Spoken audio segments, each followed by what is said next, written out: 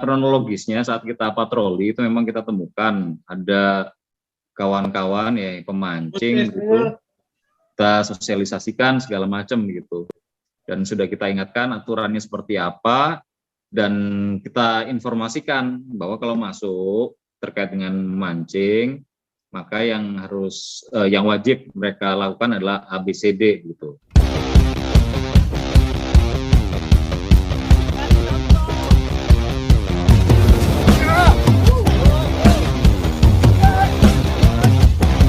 Pertama kita hari ini mulai dari Balai Adat.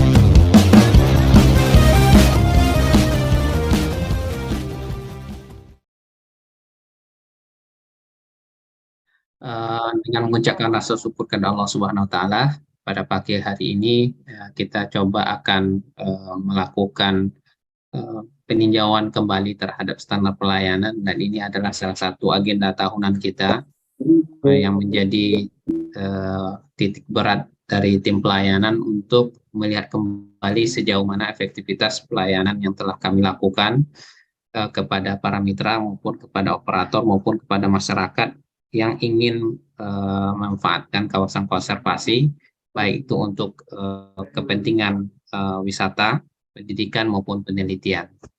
Nah, 3 layanan ini terus akan kami tingkatkan pelayanannya.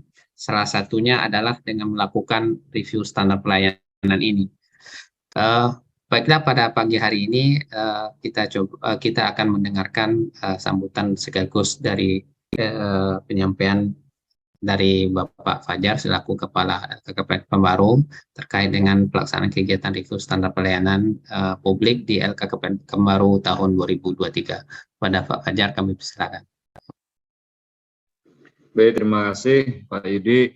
Yang terhormat Bapak Ibu para undangan gitu ya. Kita mengundang kurang lebih sekitar 20 mitra-mitra strategis kami begitu ya, baik itu dari pengguna layanan, ini ada Pak Yulisman, Pak Ghazali, Bang Erik Smili, kemudian dari akademisi ini sudah bergabung bersama kita juga Pak Hafiandri, yang lama nggak ketemu nih Pak Hafiandri, kemudian yang terhormat kawan-kawan dari instansi terkait, dari Dinas Pariwisata, kemudian dari Dinas Kelautan dan Perikanan Sumatera Barat, kemudian dari organisasi masyarakat sipil atau kompak begitu ya, ada Raja Samudra, NADC, Pak Fonodev, dan para undangan sekalian yang tidak bisa saya sebut satu persatu.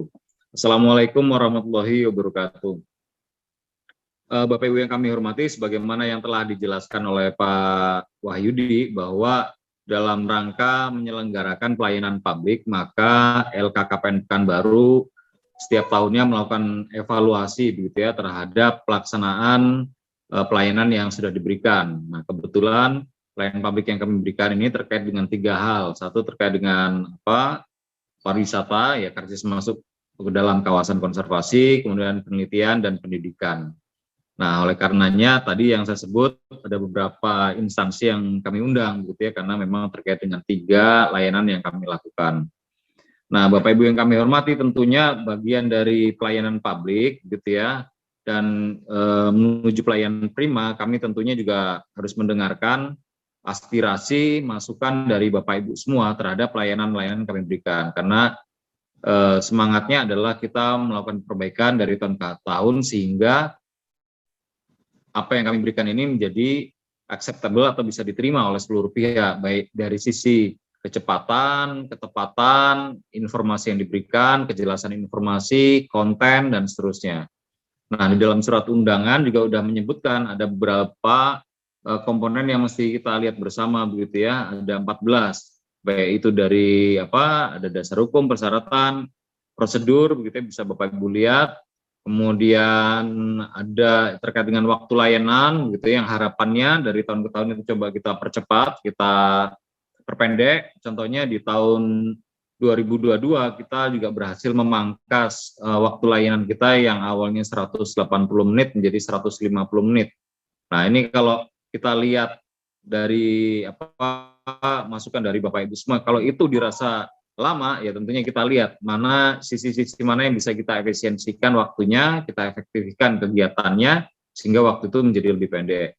Kemudian biaya dan tarif. Nah, ini yang suka menjadi dilema begitu ya, karena kami ini pelaksana kebijakan dan peraturan yang ada begitu ya. Ini yang selalu juga dikeluhkan oleh kawan-kawan, baik itu dari pengguna layanan ya,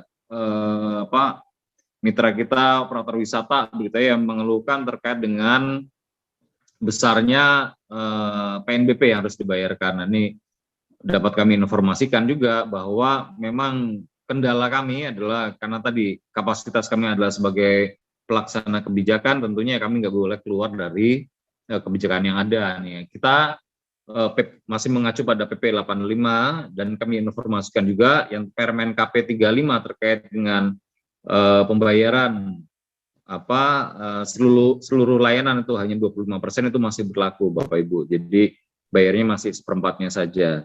Tentu itu juga bisa didiskusikan gitu ya, kita melihat terkait dengan kepentingan seperti apa, tapi realnya tetap kita mengacu pada peraturan perundangan yang ada.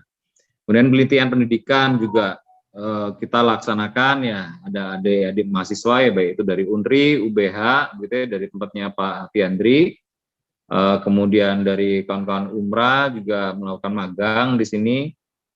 Nah, kalau sekiranya magang tentunya tidak kita pungut apapun gitu ya, kecuali kalau memang melakukan penelitian di lapangan gitu ya, dan sifatnya komersil baru itu kita tarik. Tapi kalau sifatnya hanya untuk kepentingan magang, penelitian pendidikan biasanya tidak kita tarik tarif apapun gitu ya. Nah, kemudian yang lain-lain juga silakan dicermati Bapak Ibu, di dalam surat kami sudah memuat ya beberapa poin ya, 14 komponen per masing-masing SOP yang kita laksanakan. Nah, itu ada semula dan menjadi silakan Bapak Ibu isi harapannya seperti apa.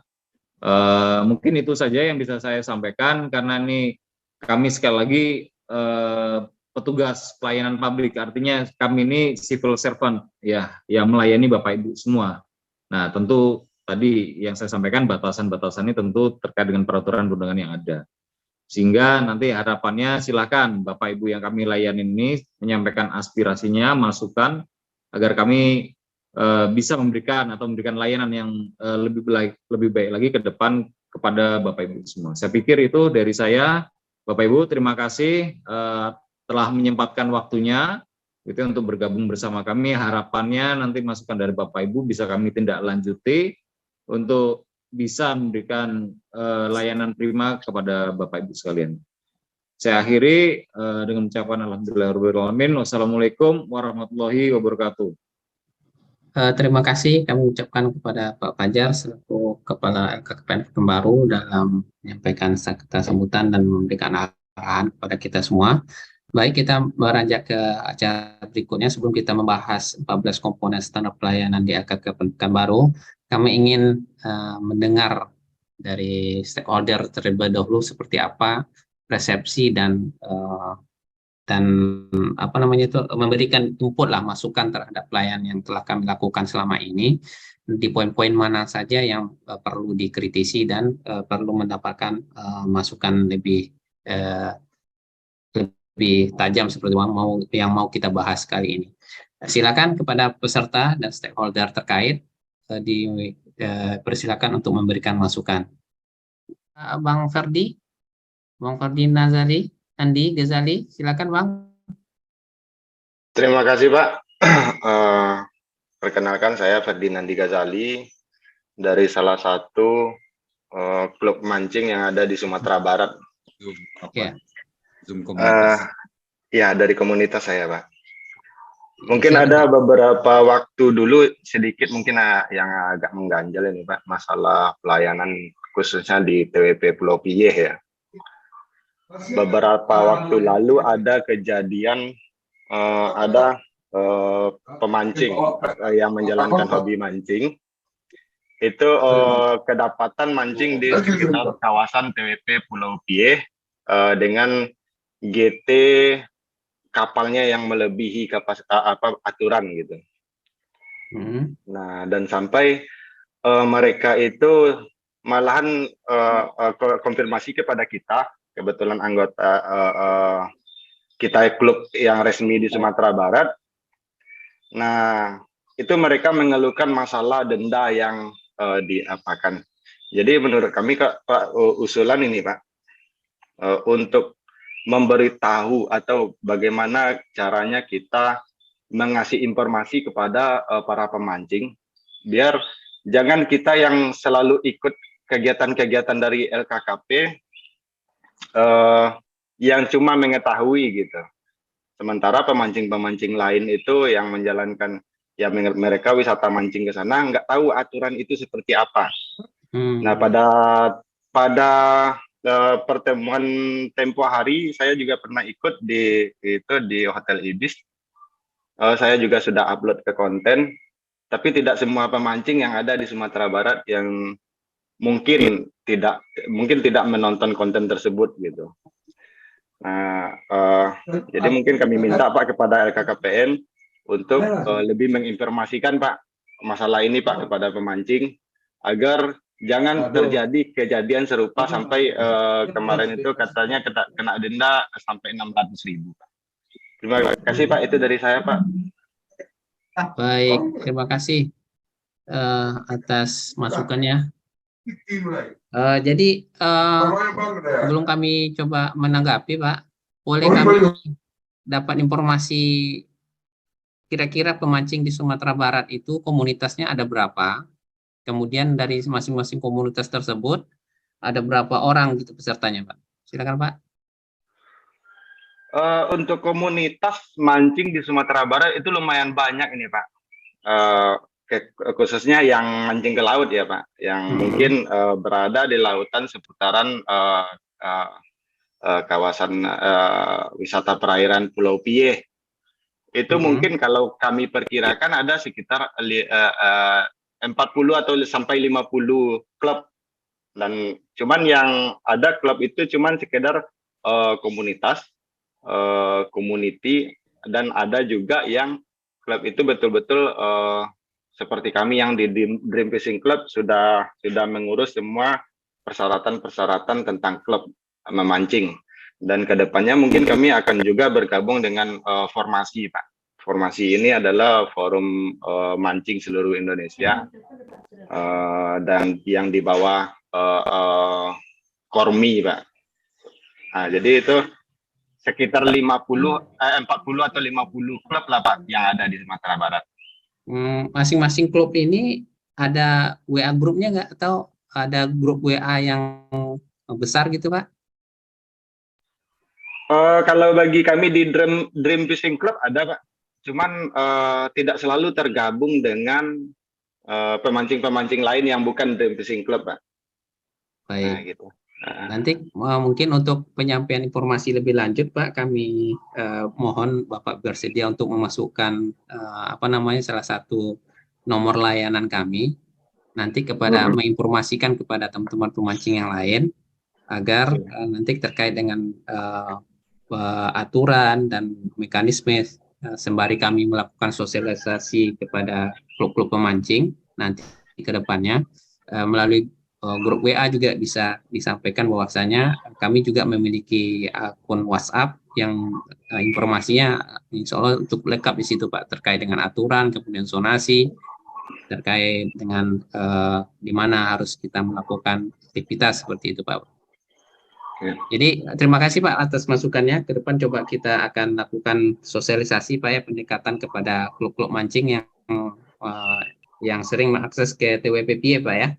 Iya, terima kasih. Mungkin sedikit Pak Idi, saya respon tadi. Ya, silakan Pak. Ya, kebetulan waktu kejadian saya juga ke sana ya, pas di sana nih Pak Ghazali gitu ya. Saya pas di kapal juga, jadi saya juga menyaksikan. Jadi kronologisnya saat kita patroli itu memang kita temukan ada kawan-kawan ya pemancing gitu, dan diminta acarakan, diminta naik ke atas begitu ya. Kita sosialisasikan segala macam gitu, dan sudah kita ingatkan aturannya seperti apa, dan kita informasikan bahwa kalau masuk terkait dengan mancing maka yang wajib mereka lakukan adalah ABCD gitu. Nah, jadi nggak benar kalau semuanya itu udah didenda Pak, gitu. Jadi belum didenda Pak, baru diinformasikan, gitu kan. Nah, kalau mau terus tolong dibayar, tapi kalau enggak mohon bergeser dari kawasan. Akhirnya mereka kembali dan akhirnya ditindaklanjuti Pak Ghazali oleh kawan-kawan dari PIE, didatanginlah markas mereka. Dan ternyata memang pernah didatangin. Di pos mereka itu ada Pak informasi terkait dengan peraturan masuk ke kawasan. Jadi kalau nggak tahu itu informasi dari kawan-kawan Wilker PIE itu juga agak aneh karena di pos mereka itu ada plang, ada leaflet segala macam terpampang di situ begitu. Nah intinya mereka keberatan lah kalau harus bayar sekian. Tapi ya nggak apa-apa Pak, ini masukan juga buat kita. Tapi bahwa ya satu sisi memang ada pengabaian juga Pak dari kawan-kawan begitu ya, keengganan untuk membayar. Tapi upaya sosialisasi itu sudah kita lakukan begitu. Dan kebetulan yang lapor ke Bapak itu satu poinnya tidak didenda. Kemudian yang kedua kita pakai pendekatan persuasif Pak. Ya, kemudian yang ketiga informasi itu juga udah nyampe ke mereka. Karena kalau kami nggak terapkan begitu Pak, nanti Bang Erik Smaili Pak yang udah bayar begitu, baik kapal kemudian wisatawannya protes Pak ke kami, Pak jangan tebang pilih dong, temannya Pak Ghazali nggak ditarik, saya ditarik terus gitu kan. Nah ini tentu kita juga tadi Pak kita sebagai pelaksana peraturan perundangan, walaupun kita juga tahu kendala-kendala di lapangan atau kondisi di lapangan, ya kita juga berlaku adil ke seluruh pihak. Tapi ya tadi makasih Pak Ghazali atas masukannya. Nanti komunitas gitu kalau memang ada pertemuan rutin Pak, boleh Pak kami diundang, nanti kita kirimkan kawan-kawan untuk bisa memberikan informasi lebih lanjut. Karena pemancing juga bagian dari stakeholder kami Pak gitu. Waktu kita ketemu di IBIS kan kita jelaskan juga gitu ya, Mas Ilham memberikan penjelasan. Intinya di kawasan ini kita jaga bukan karena kita ingin mengkomersilkan seluruh sumber daya, tapi kita mengeksklusifkan begitu ya. Kita perlindungan utama itu adalah masyarakat lokal, nelayan tradisional, nelayan kecil. Nah, bagi yang mampu tentu ya harus adil juga agar memberikan subsidi buat kawan-kawan yang kurang beruntung lah. Begitu Pak Ghazali, terima kasih masukannya. Terima kasih Pak. Ya, terima kasih Pak Fajar dan Pak Ghazali.